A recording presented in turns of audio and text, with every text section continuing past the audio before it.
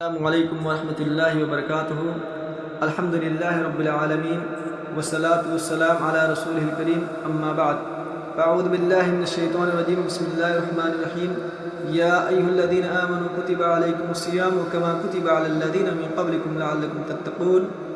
وقال النبی صلی اللہ علیہ وسلم من صام رمضان ایمانا واحتسابا غفر له ما تقدم من ذنبہ، متفق علیہ۔ برادران اسلام،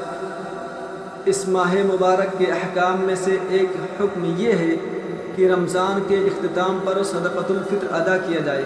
جو نبی کریم صلی اللہ علیہ وسلم نے ہر مسلمان شخص پر فرض قرار دیا ہے، خواہ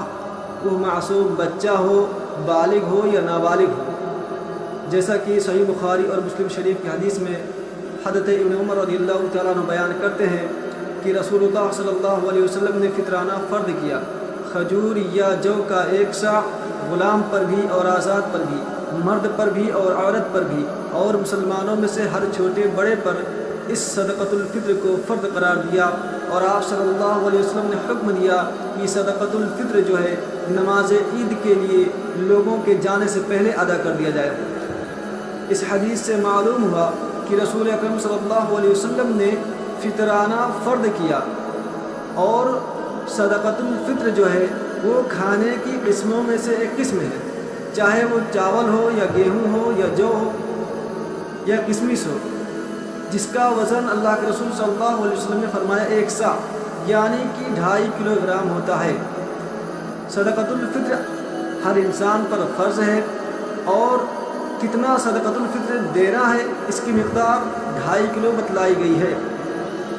برادران اسلام، صدقۃ الفطر اللہ رب العالمین نے ہمیں دینے کا حکم کیا دیا، اس کی کیا حکمت ہے؟ تو میں آپ کو بتلاؤں کہ صدقۃ الفطر میں حکمت یہ ہے کہ صدقۃ الفطر دینے سے ایک تو غریب لوگوں کو کھانے کے لیے کچھ مل جاتا ہے، اور دوسرا یہ کہ روزہ کے درمیان روزہ دار شخص سے جو لغو اور بیہودہ اقوال و افعال صادر ہوتے ہیں، جو چھوٹی چھوٹی لغزشیں ہوتی ہیں، جو چھوٹے چھوٹے گناہ ہوتے ہیں، ان کا کفارہ ادا ہو جاتا ہے۔ یعنی کہ جب ہم صدقۃ الفطر دے دیتے ہیں تو ہم سے روزہ کی حالت میں جو چھوٹی چھوٹی اور معمولی کوتاہیاں اور غلطیاں ہوئی ہیں، اللہ رب العالمین صدقۃ الفطر کی وجہ سے ہماری ان غلطیوں کو، ان کوتاہیوں کو معاف کر دیتے ہیں۔ جیسا کہ اللہ کے رسول صلی اللہ علیہ وسلم نے ارشاد فرمایا، اس سے روزہ دار ان لغویات اور بے حیائی والے اقوال و افعال گناہ سے پاک ہو جاتا ہے۔ یعنی کہ صدقۃ الفطر دینے سے ہم معمولی اور چھوٹے گناہوں سے بری ہو جاتے ہیں۔ اور آپ ایک بات یاد رکھیے کہ صدقۃ الفطر جو ہے ہر کسی ایرے غیرے نتھو خیرے کو نہیں دینا ہے، بلکہ اللہ رب العالمین نے قرآن مجید میں چند لوگوں کے لیے فرمایا ہے، جیسے کہ غربا، مساکین، مسافر، قرض داروں کا قرض ادا کرنے کے لیے ان کو صدقۃ الفطر دیا جائے، اللہ کے راستے میں دیا جائے، وغیرہ وغیرہ۔ لیکن